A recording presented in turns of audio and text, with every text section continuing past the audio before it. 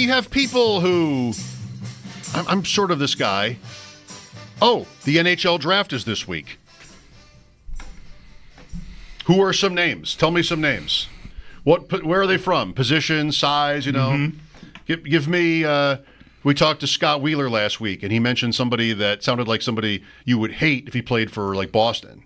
Sounds perfect, you know? So the Sabres make this easy. I only go to, like, their pick, usually, with interest in the NHL draft, which is often Bulldog. Very early. There's not a lot of names to have to memorize. Right. Expected Buffalo, like I'm looking at Chad's Twitter today. Here are some options for the Sabres in the 5th round. Like now we're talking. They're digging in. Yeah. Now we are talking. No joke over there. No, that's serious stuff. Chad DeDominicis is with us now on the West Her hotline. I mean, Chad, I imagine I'm just really scratching the proverbial surface here with regard to your draft coverage. Yeah. Austin does a great job. He's our draft guy. Like it's insane what he gets into. He rolls every single round. It's around round 5. But like even like when I read his 7th round one, I'm like, dude, what? Like, how do you know this much about these guys? Like, it's insane. But yeah, he does a great job. Like, you'll fully know a bunch of guys that may never play in the NHL, but after he tells you about them, you'll be like, yeah, we should definitely get that guy in the 5th round. I love that. I mean, this is going to sound trite, but it's so great to know things. I mean, it's cool to have that kind of depth of knowledge. The thing about the hockey draft, and I don't need to tell you this, is the odds of players picked so late being, any kind of NHL players, let alone good ones, and somebody will always say to that, well, it happens. I mean, Zetterberg happens. There are guys. Right. So I guess it's worth doing, but football is so much easier, I think, to latch onto because you have positional needs and, I guess it's just going to be much better odds that in football's case, day 3 pick will make the league. Yeah, and I mean, people, they watch college football. I don't think anybody's watching, Tier 2 Sweden hockey to get a glimpse of some of these kids. Right. And age is a factor there, too. I mean, you're talking about, just your kid. They're kids. They're still drafting kids, and you just don't know what's going to happen between ages 18 and 22, let alone beyond that. So there's a lot to work with there. What kind of value do you think pick 9 has, Chad? We've not spent a lot of time in here pondering the idea of the Sabres trading that pick for something. I know it's been a popular sentiment year over year, and it may be peaking this year. Like, it's time to not just draft an 18-year-old and, use the pick for something else. But to me, I did say last week, briefly, we talked about it, I feel like it's probably a sweetener in a bigger deal, if anything, because I don't think 9 is getting you a player that you're going to be excited about. Like, of an NHL player already, I mean. Yeah, it's the thing I always go back to is if you look at history, there's, it just doesn't happen. I think when I wrote my article about it the other day, I think it was in the last decade, there's been 3 trades for, significant, at least, roster players back. So it just doesn't happen. Mm-hmm. And the last one was, like, DeBrincat. The one before that was, like, I don't know, like 7 years ago. So, yeah, it doesn't happen. And, it's hard to say because if you'd asked me this like a month ago, I'd have been like, I don't know, probably not a ton. But we're the week of the draft, and then you're hearing all of this stuff where it's like, yeah, I mean, 9 could be in play, but then Utah maybe wants to move their pick at 4, Nashville at 5, and then, to Chicago at 3, and you get all that, and then, like, you get to pick 25, and you're like, there hasn't been a single trade. So it's really hard to say at this point, really what teams want to do. And the thing is, too, this is I know Frondell recently is, Session 32 Thoughts is getting some push for number 2, but I still think that Schaefer and Misa are your top 2, and then you start to kind of drift off into a different level from there. So really outside the top, like, 5 to 8, maybe you make us say 5 to 10. I don't think there's, a lot of high quality after that, which then can reduce teams trying to get up to that spot and get those players if the class isn't that great. But then you have the James Hagan thing, the rumors with the Islanders, that seems to be real. They're trying to really get up, and get him, the Long Island kid, to make it a whole story thing. And, you didn't think he could drop to 9 as of like a month ago, but now you're seeing mocks where he's dropping to 9 and 10, and you're like, well, maybe it can get there. So I don't know. It's hard to say. Like, sure, could it be there? Yes. Could they use it as a piece? Absolutely, as a component to make a bigger deal. But it's hard for me to get too excited about it because it just never happens. Yeah, I mean, it's that for me too. Teams are afraid, even in football, teams are afraid to trade their first-round picks. I mean, it's like why they're there. They're, literally this year in the NFL, we got to the day of the draft and not a single first-round pick had been traded yet, which, I mean, that's unusual, but I think they're afraid to do it. And, of course, Chad, the Sabres are not the exact perfect idea of a team that should be looking to trade its best draft asset because they're not good enough. You know, they're not, quote, win now. But maybe they are, right? Only win means make the playoffs. I think maybe they are thinking in terms of win now with that sort of lower standard. Do you agree? Yeah, I agree. You know, it's hard for me to. We had a fun conversation with a couple of Sabres Twitter people yesterday going around about, like, you know, for certain trades, would you take maybe a futures thing? And then I'm like, well, I would, but do they think that? And it's, you know, it's really hard to understand where they are. 'Cause it's, on one hand, you're like, well, Kevin Adams, this has to be the year. This is his last chance. And then you think about it, well, he's actually, you know, probably safe, to be honest, because Terry Pegula loves him and he's bringing in new guys. And it's really hard to get a sense of direction of where they want to go. I think, of course, they want to be a playoff team, and I think that's the message they have to send players.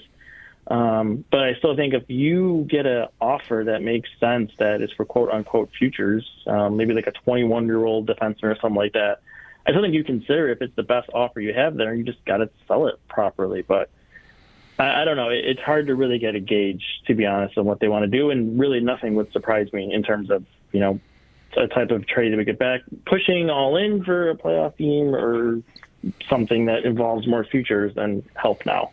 Right. And what they think they're accomplishing and what we all out here think they're accomplishing may be different things. I'm sorry. I'm still thinking of the famous clip of Terry Pegula through the closed door in an in-house PSE produced piece talking about Taylor Hall. Like, we're a cup contender now. And, like, I don't know. Did anyone out here think that they were a cup contender because they signed Taylor Hall? I didn't. I thought it was like a cool thing, a cool shot to take, but it didn't, like, turn your franchise around. And certainly the results speak for themselves, but even at the time, thought, whoa. You're saying he made a misjudgment? Just a slight one, yeah.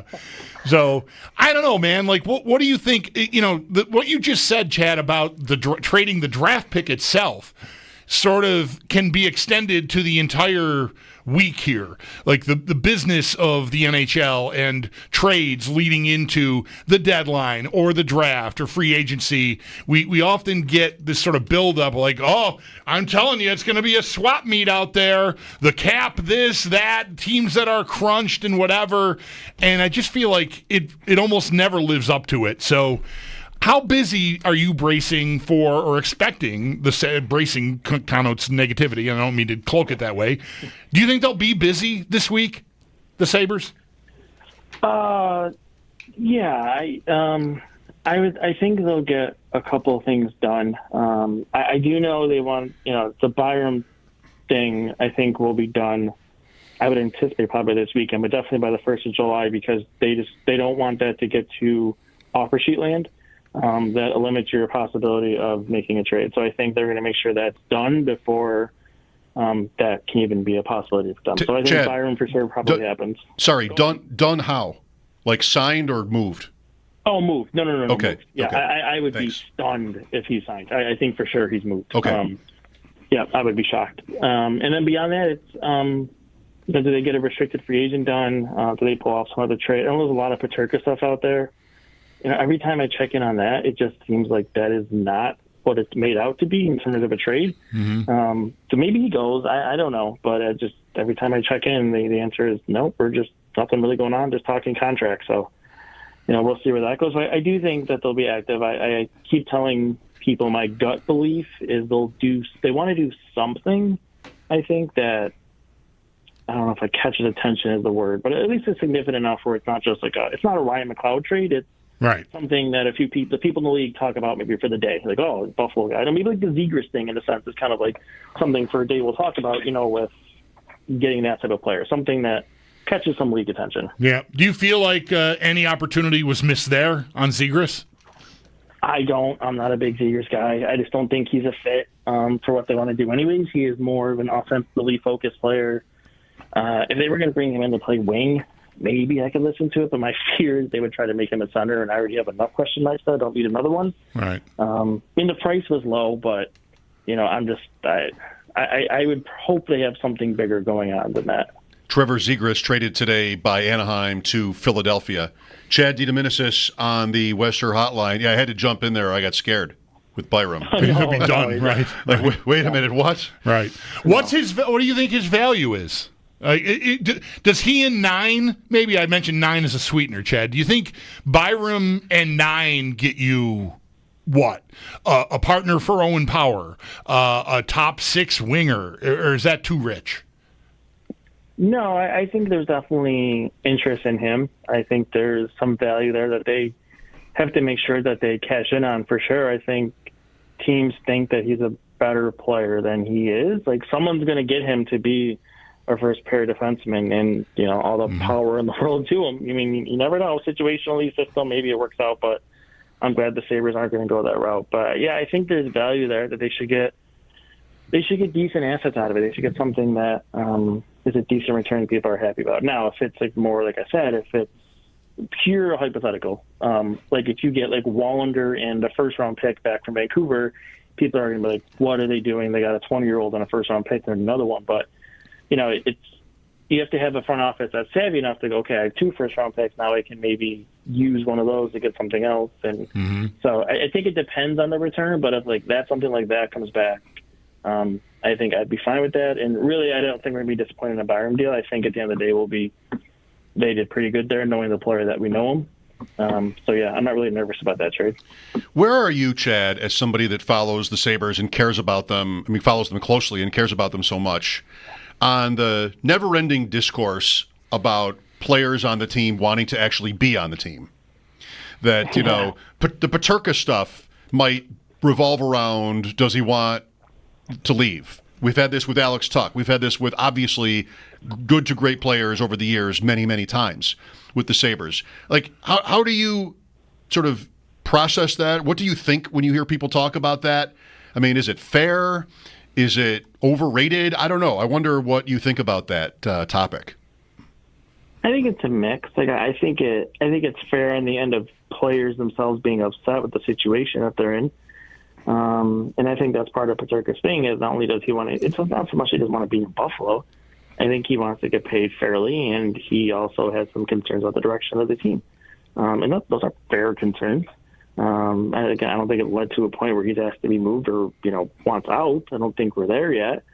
But I think overall, yeah, I get it. I'm in the spot where, like, a guy like Peterka, or even Dahlin, if he came to you and said he wants to move, like, well, tough luck, man. Like, you signed a contract at this point. Like, I think you got to start pushing back on some people. I think if you're just letting everybody who comes to you and says, well, I'm unhappy, okay, we'll move you, like, you're setting a bad precedent. You have to push back a little bit. And I think that's maybe one of the reasons why they're not so keen on trading Peterka. Well, yeah, you might be happy. Well, I don't know, man. You got 4 years until you're unrestricted free agent. So I don't know. What are you going to do? Not go get an offer sheet, please, because we're just going to match it, So it's, he's kind of in a tough spot for where he is. But that'd be my mindset. Like, if you have guys come to you that are asking to be moved, unless they're like a year away from walking away, like, I don't know. My pushback would be, tough luck. You sign a contract. We're trying to make the team better. Hopefully it works out. Yeah, I kind of got to that at one point last week, Chad, because I do think is more thinking about Tuck even. And not that, look, I don't know what kind of, well, I certainly don't know how you feel about it, but let's talk about it. Alarm bells went off for me when he talked on Locker Cleanout because, he did say the things about liking it here and liking the group and all this sort of stuff. But when it came time to talk about, and was asked about a contract, it was, I haven't thought about it at all. I got to talk to my wife. And that just sounds like someone's, a running back stiff-arming a defensive back. I don't want to talk about this because you're not going to like what I really have to say about it. And so I don't have to be right about that. That was just my read. That just sort of set me off on, oh my gosh, if the face of I want to be here for the turnaround says I don't want to do this anymore, that could be really tough. And I ended up at both he and Peterka, I think they should do what you just said, which is We're just going to run it. We're going to run it this year, and we'll see what happens. If we make the right moves in the summer and we can get to the playoffs, maybe everybody wants to stick around a little bit longer, and it doesn't seem like the worst idea in the world. But because you can't just keep trading every good player when they're close to being able to leave you. Yeah, I agree. Well, if it makes you feel better, the Tuck thing, I think that he would be open to staying, and I think I even told you recently, or somebody, I forgot, some interview I did, that I wouldn't be surprised if they get something done this summer. It really wouldn't shock me. So yeah, I get it when in the moment you hear that, you're like, oh God, especially for what we've been through. But there is scar tissue that causes that reaction. Yeah, I think ultimately, he would be open to staying here if they can meet the right terms. But overall, yeah, I agree. I think you just have to be like, you know what, we're pushing in this year. I get it. You're unhappy. We're going to try to prove it to you. Get on board. Like, there's nothing you can do about it. You signed a contract. You've been sharing trade ideas through the last couple of weeks here with the draft coming up. Do you have a favorite? I see Rossi's name a lot. Yeah. No, I really, that's weird because this year, Robertson was my favorite, but that seems to be off the board now. Yeah. So I don't really have one, to be perfectly honest. It's kind of a weird spot for me. But yeah, Rossi makes sense. They need another centerman, ideally. I mean, we were talking about playoffs here, and what real playoff team is going to go into the season with a 21-year-old first-line center and a 20-year-old first-line winger, in Benson and Cooley, as much as we all love them. That's, come on. So they could use a center. I think the contract ask might be a little scary to them. I mean, that's just me guessing. The 7 times 7 or whatever he's reported to be asking for. I don't know if they really want to do a long term on anybody, but maybe he switches teams and he's open to short term. I don't know. But as an idea, I'd be open to it. But yeah, I mean, there's not really anybody that I'm crazy about. I mean, there's a couple of guys that I like. There's interesting ideas that really can pull off of any team. It feels like this year is a hard year to get a grasp of what teams are really going to do. You hear a lot of names from the big media guys, and then you read articles from the local guys, maybe a little bit more in touch, and you're like, nah, I don't think they really want to move that guy. And you're like, okay, well, I don't know who's getting traded then. We'll just see. It's classic NHL where all these guys are on there and 4 of them actually move, if that. Right. I think I read Rossi, maybe even at your place, Chad, wants to get somewhere where he can be a number 1 center. And I don't know, is that scared me too. Yeah. Is that right? I mean, does that line up? Wasn't he playing at the bottom of the lineup by the end of the year for Minnesota?